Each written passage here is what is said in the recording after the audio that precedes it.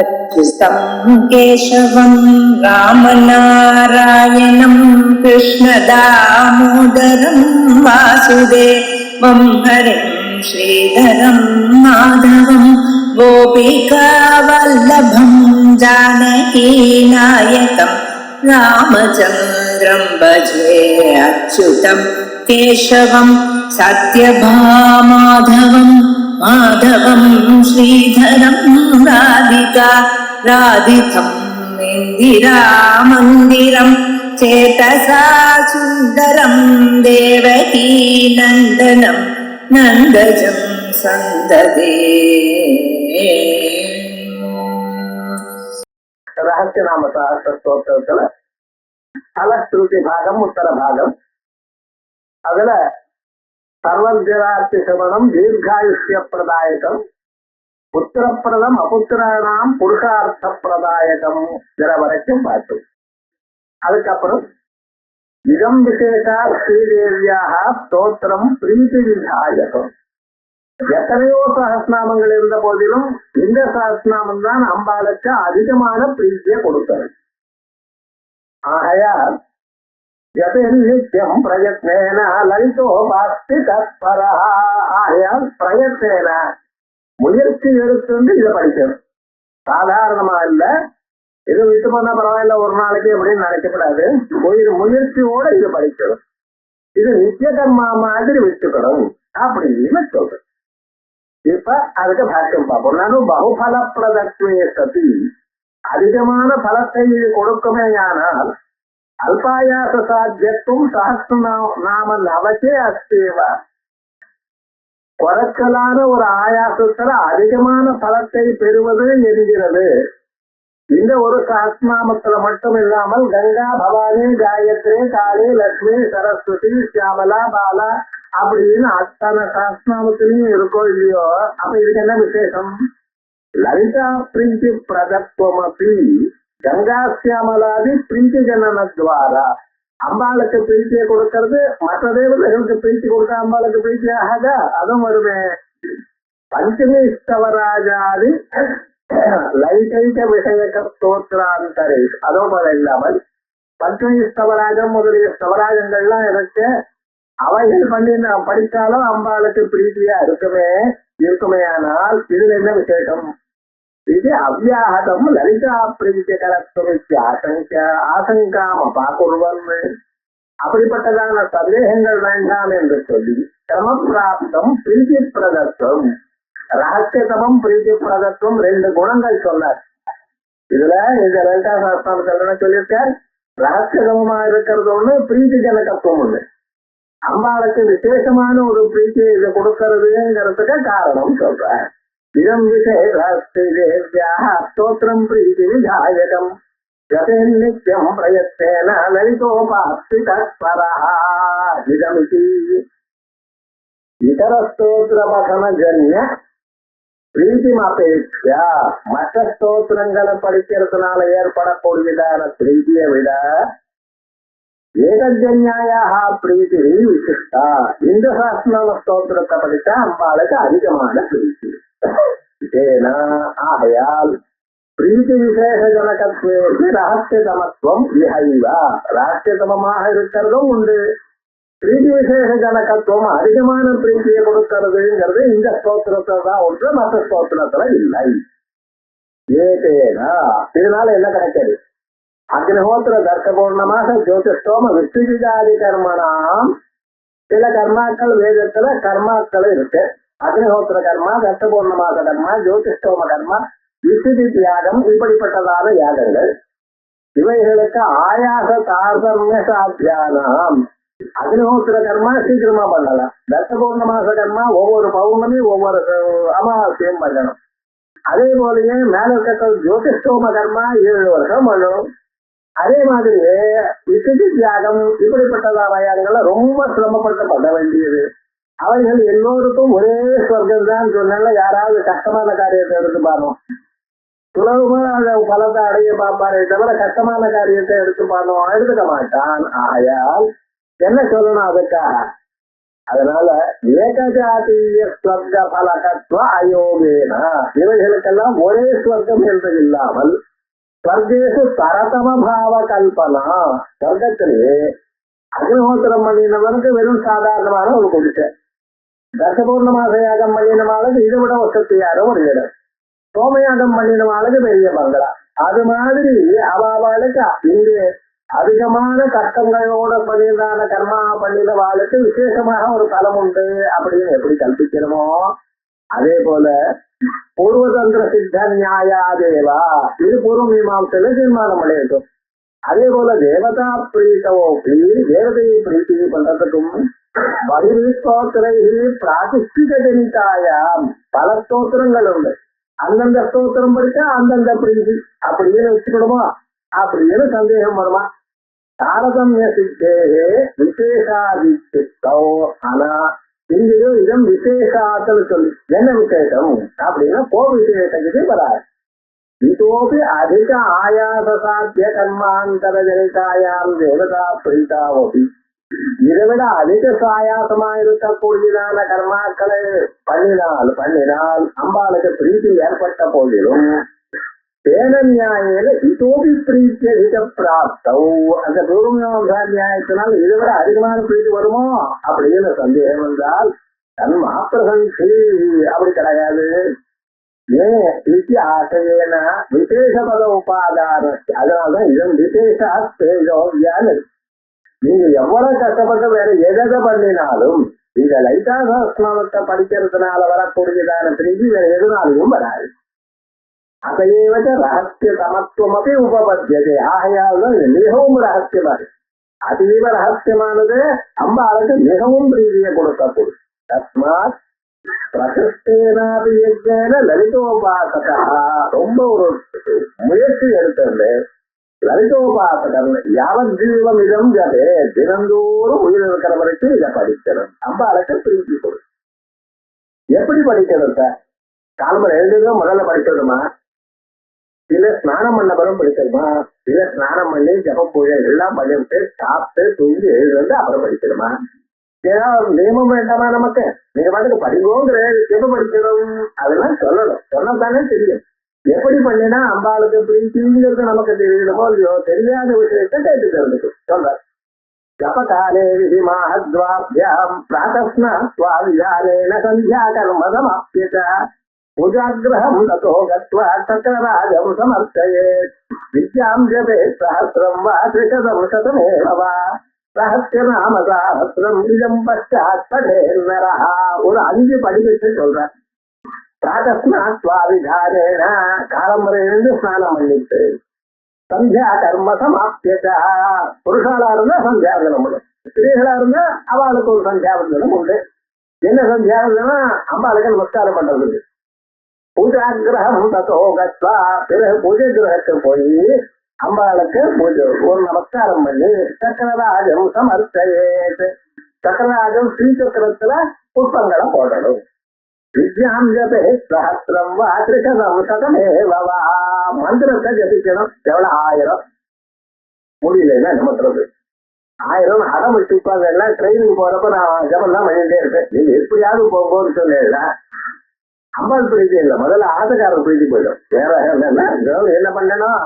அதனால சமயத்துக்கு 1000 பண்ண முடியலன்னா 300ஆவது மடக்கும், 300 பண்ண முடியலன்னா 100ஆவது மடக்கும். வித்யாம் ஜபே சஹஸ்ரம் த்ரிசதம் சதமேவ வா.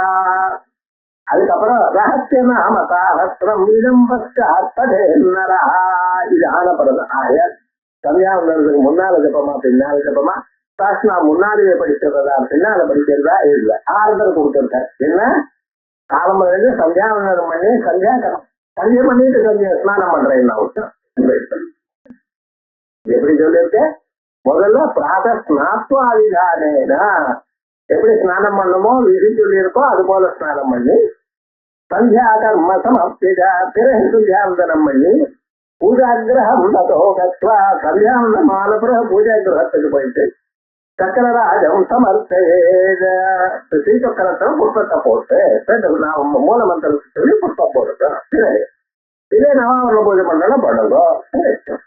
வித்யாஞ்சபே சஹசிரம் வா பஞ்சதிசி ஷோடசி இடத்துல ஏதாவது ஒண்ணு 1000ஆவது ரிஷதம் சதமேவா 300 அல்லது 100 ஜபிக்கிறது சஹசிரநாம சாஹசிரம் விஜம்பட்டேன்னரா அதுக்கு பிறகு சஹஸ்ரநாமத்தை படிக்கிறார்.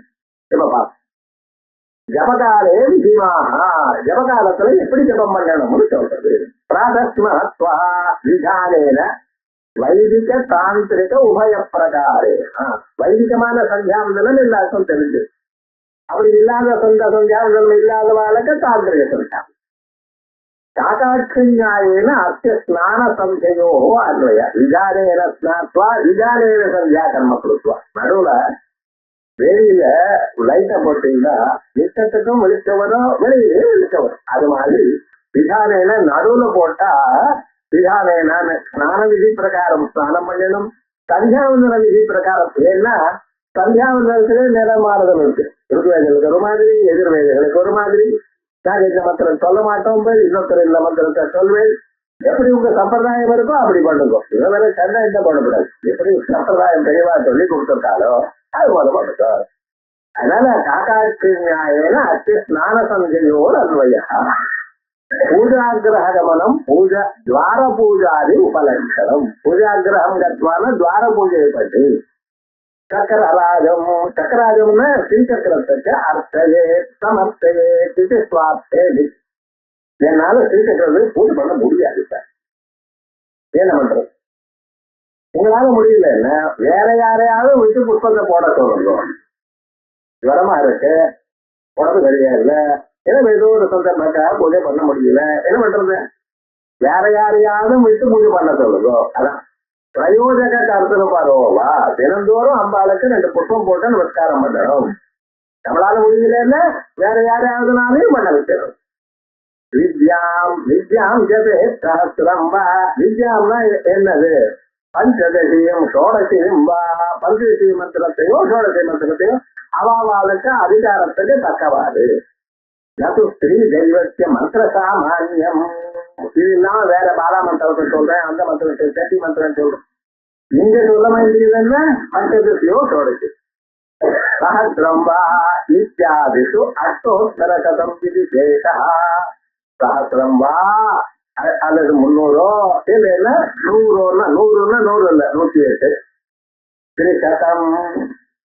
300ன்னா என்ன அர்த்தம்னு சில பேர் சம்ஸ்கிருதத்துல திரிசதம்னு திரிசதம் 3 100 கூட்டிட்டான் 103 இப்படி சொல்லாம இல்லையோ?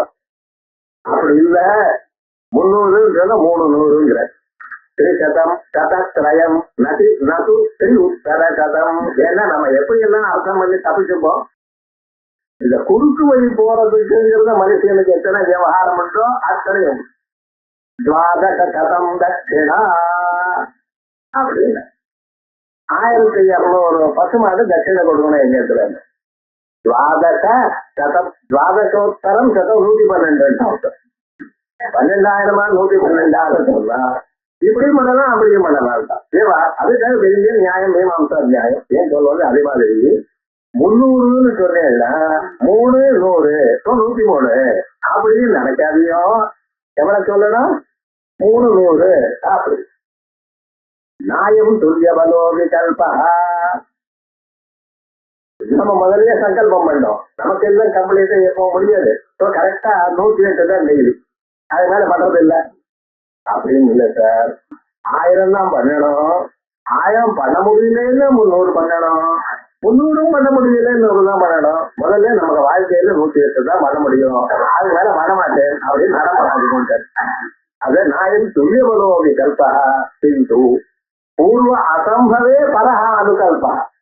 முதல்ல 1000 பண்ண முடியலன்னு அப்பொழுது 1, 300 பண்ண முடியலன்னு அப்பொழுது 1. அது மாதிரி இது யோசகம் ஏவகாரா.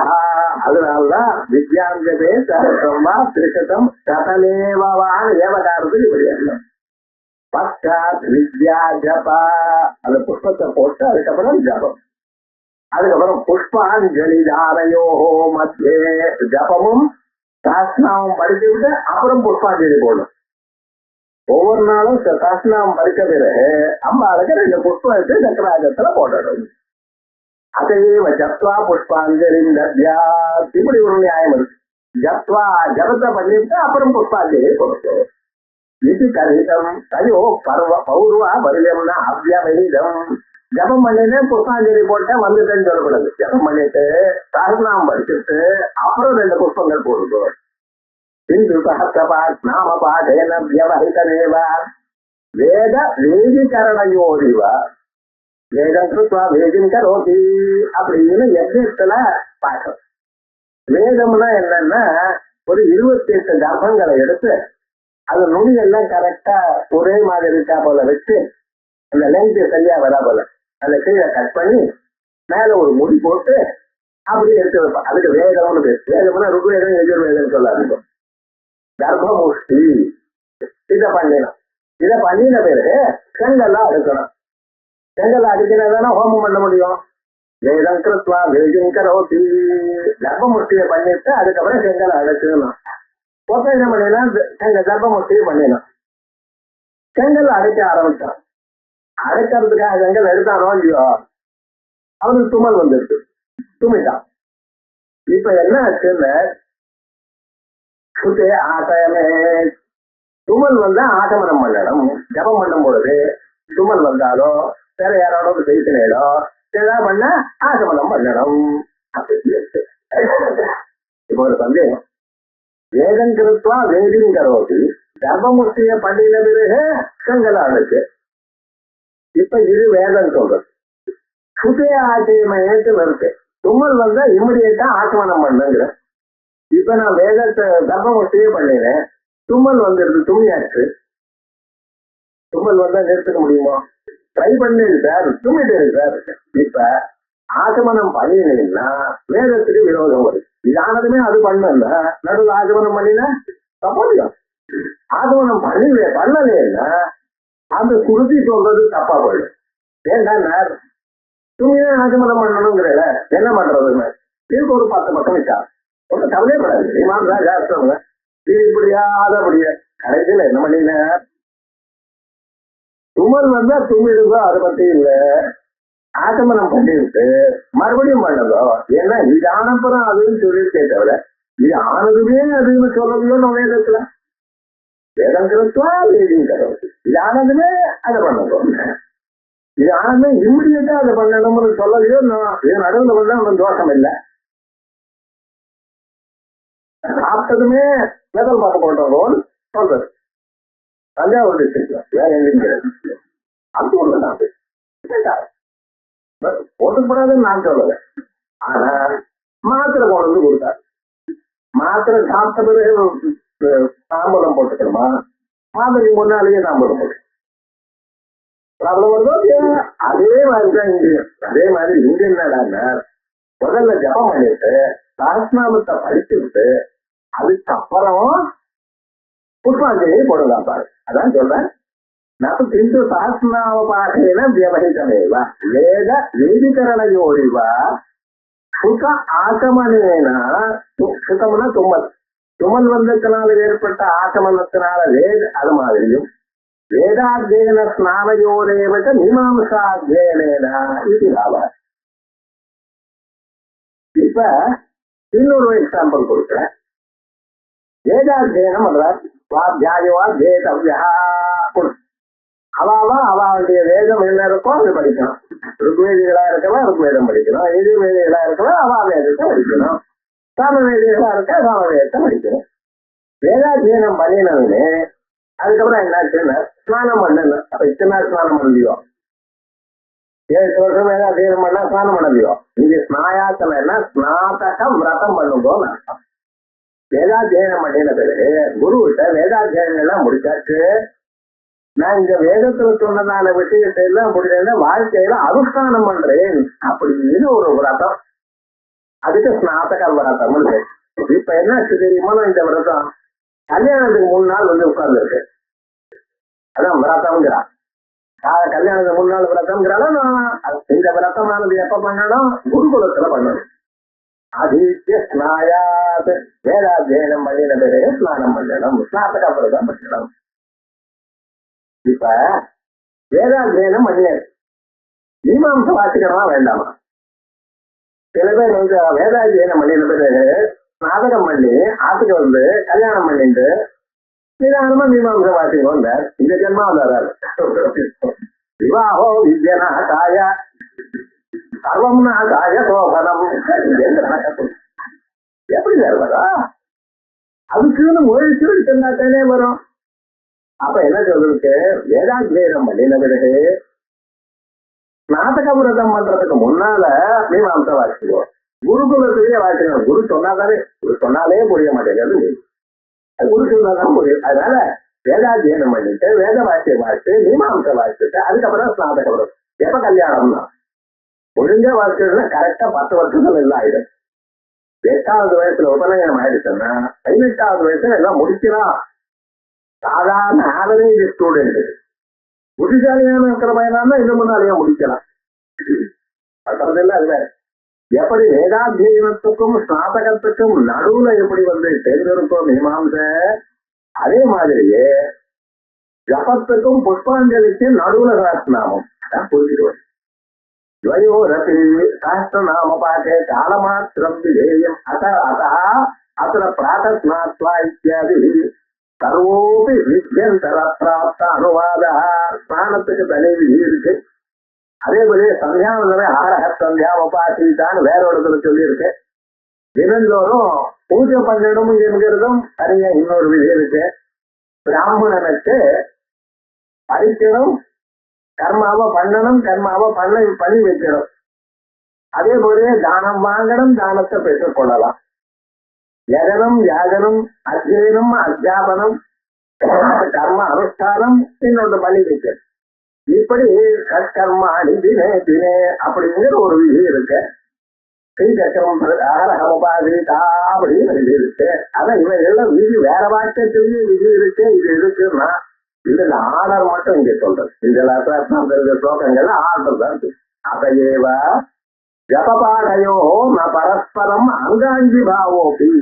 ஜபம் பண்ணின பிறகுதான் இது ஜபத்துக்கு அங்கம் சாசனம்னு சொல்லாதீங்க. துவயோரபி பிராதிஷ்டிகம் வித்யாம் பலவத்தைய. ஜபம் பண்ணினத்துக்கு தனி பலம், சாஸ்திரநாமம் படிச்சதுக்கு தனி பலம், ஒவ்வொன்றுக்கு தனித்தனி பலம் உண்டு.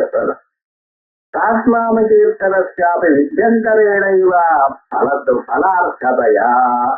ரெண்டும் தனித்தனி விதிகளால வந்ததுனால சாஸ்திரநாம கீர்த்தனத்துக்கும் வேற பலம் இருக்கிறதுல அவகதேவ தசபூர்ணமாசாபியாம் யுக்த்வா சோமேன யஜேதா. தசபூர்ணமாசங்கள்னால யாகம் பண்ணி சோமத்தினால அதுக்கு பிறகு சோம யாகம். முதல்ல அக்னிஹோத்திரம், அதுக்கப்புறம் ஆதானம், தசபூர்ணமாசம், சோமயாகம். தசபூர்ணமாசாபியாம் யுக்த்வா சோமேன யஜேதா அப்படின்னு சொல்லி இருக்கு. அந்த பட்சத்துல காலார்த்தீவ சம்யோகத்திய நிர்ணயா. இந்த காலத்துல பண்ணணும். ஸ்நானாதி பிரதான பஞ்சகத்தை கிரமேவா விசதி ரூபா. ஸ்நானம்னு ஒண்ணு, சந்தியான 2வது, பூஜைங்கிறது 3வது, சக்கரராஜ பூஜைங்கிறது 4, அதுக்கப்புறம் வித்யை 5வது படிக்கிறது. அப்படி ஜபம் படிக்கிறது. ஏன்னா அந்நியதம பிரதான அகாரணேபி மற்றவர்கள் பண்ணினோ பண்ணலையோ அனபாயோக காலத்தியா இது நியாயேனா. இந்த நியாயத்தினால அவை உண்மையா பல அனுஸ்திர பாசா. ஒருவேளை இன்னைக்கு ஜபம் பண்றது வேற காரியத்தை பண்ணுறது, அதனால பண்ணல, சாஸ்திரநாமம் படிச்சு விட்டு முன்னாள் படிச்சுக்கிட்டோம் நம்ம பலம் கிடையாது போகிறோம் அப்படின்னு சொல்லாதீங்க. எப்ப படிச்சாலும் பலம் உண்டு. ஆனா இப்படி படிச்சா சேமம் அவ்வளவு. அதான் ஸ்ரீ விசேஷத்தை இதரம் வியாவிருத்தம்